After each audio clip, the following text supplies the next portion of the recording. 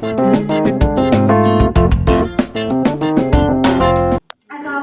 warahmatullahi wabarakatuh.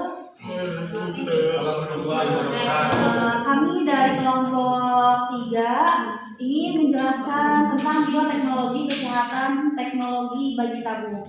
Langsung saja yang pertama akan dijelaskan oleh Matoya. Yang pertama, apa sih bayi tabung itu? Bayi tabung adalah proses pertemuan sel telur dan sel sperma dengan menggunakan teknologi reproduksi modern. Kemudian dengan cara normal, kalau dengan cara normal kan sel mani bertemu dengan sel telur di di tuba Fallopi ya. Kemudian kemudian sel telur terus berenang di dalam rahim sampai meletakkan diri hingga menjadi embrio. Kemudian yang pertama ada metode bayi tabung. Yang pertama ada sel sperma suami disuntikan langsung ke sel telur istri, artinya jadi itu sel sel sperma suami itu diambil terus kemudian langsung diinjeksi, jadi enggak proses alami kan gitu. Namanya juga bayi tabung, dia langsung disuntikan ke rahim istri, kemudian menjadi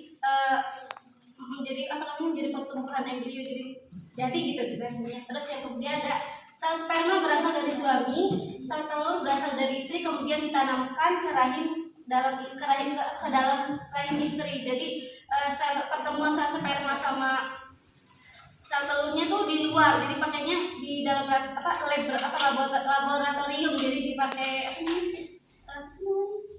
cawan Petri, jadi gitu. Jadi terus kemudian kalau misalnya menjadi embrio, baru dimasukkan lagi ke dalam rahim. Kemudian yang ketiga ada sel sperma berasal dari donatur, kemudian sel telur berasal dari istri, kemudian ditanamkan ke dalam rahim istri. Ini biasanya dilakukan kalau misalkan suaminya mandul ya, jadi sel spermanya di donatur gitu.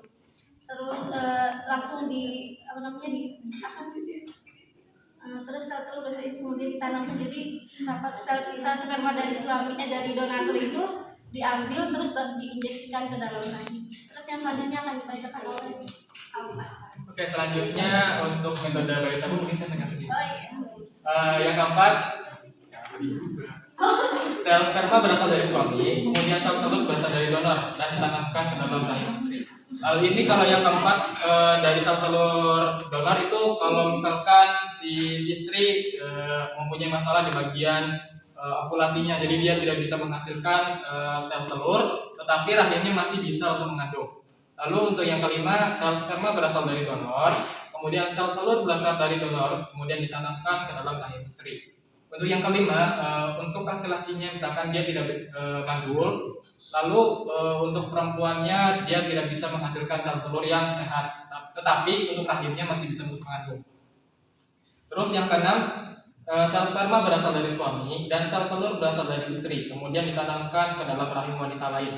Jadi untuk yang keenam, dalam skenario kalau misalkan si istri tidak mau mengandung dan dia ingin orang lain mengandung anaknya.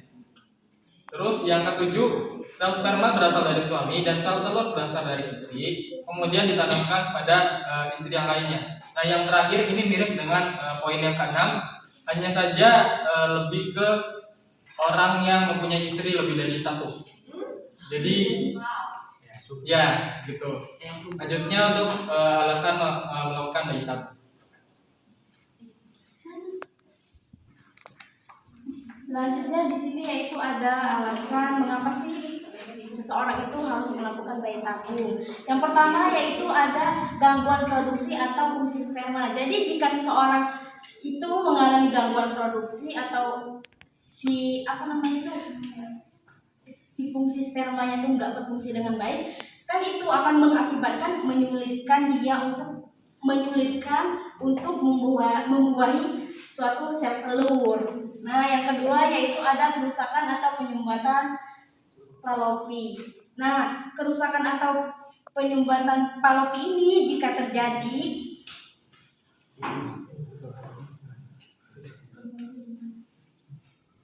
jadi apabila si tuba Fallopi ini mengalami penyumbatan atau kerusakan, dia itu akan menyebabkan yang si sperma tadi itu tidak akan bertemu dengan sel telur, sehingga tidak akan terjadi yang namanya pembuahan sel telur, tidak akan terjadi yang namanya si bayi itu jadi menjadi janin.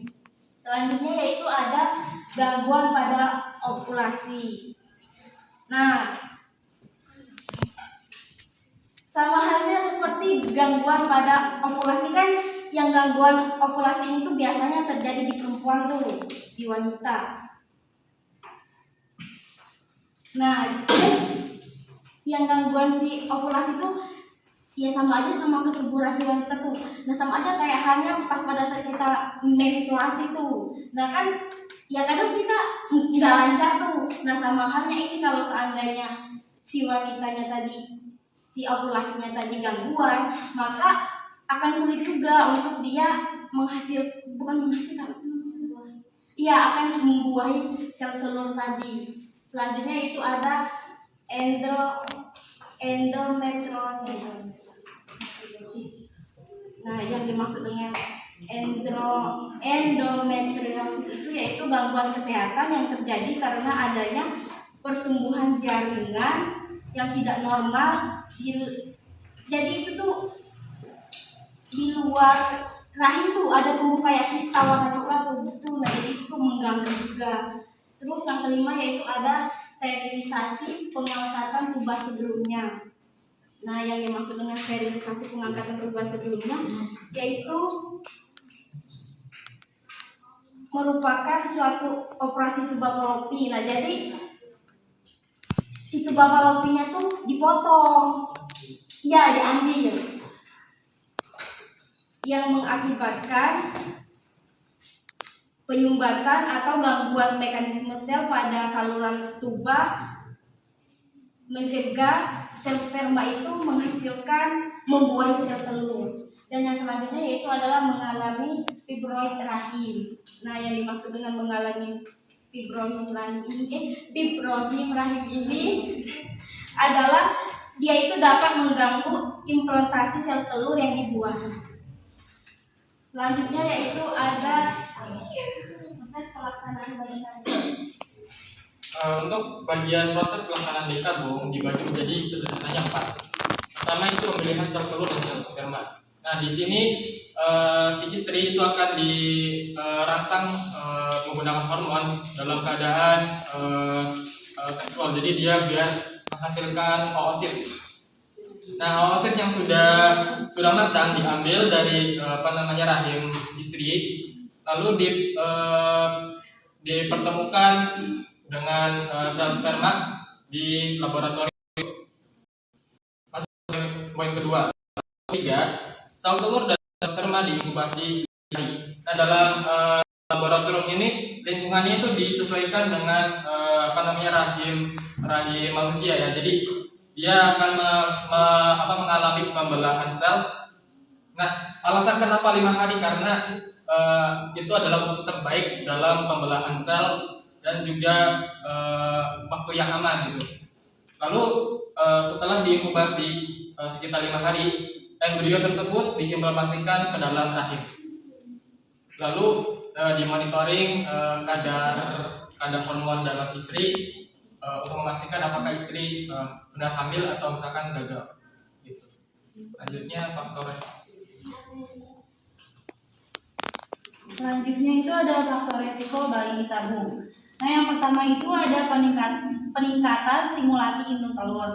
Nah, jadi peningkatan stimulasi induk telur itu seperti mengakibatkan kayak penumpukan cairan di perut. Nah, menyebabkan gejalanya seperti embung, mual, muntah, terus selera makannya hilang. Nah, yang kedua itu ada pengambilan sel telur dengan jarum. Nah, pengambilan sel telur dengan jarum tuh itu beresiko seperti infeksi atau bahkan perdarahan yang bisa menyebabkan kerusakan pada bagian khusus atau organ tubuh yang lain. Nah, yang ketiga itu ada resiko keguguran dan kehamilan di luar. Nah, resiko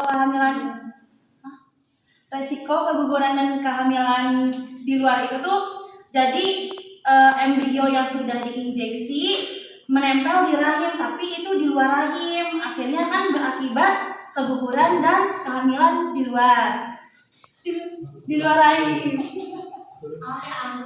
Iya. Yang keempat itu ada resiko kehamilan kembar meningkatkan Risiko kehamilan kembar meningkat jika banyak embrio dipindahkan ke rahim.